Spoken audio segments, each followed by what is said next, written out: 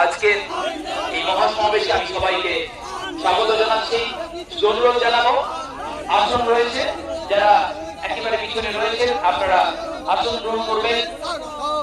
মহিলাদের জন্য মঞ্চে রাখি আসন রয়েছে।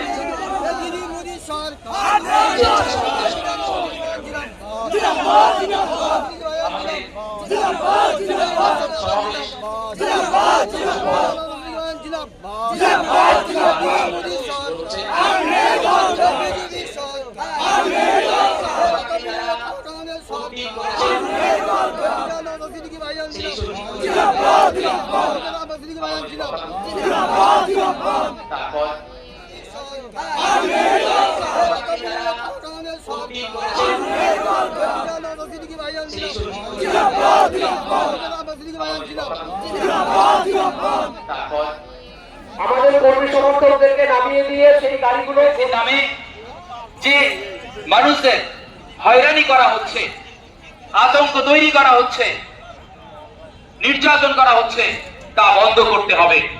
এই দাবিতে আমরা আজকে শহীদ মিনার ময়দান আমাদের কর্মী সমর্থকদেরকে নামিয়ে দিয়ে সেই গাড়িগুলো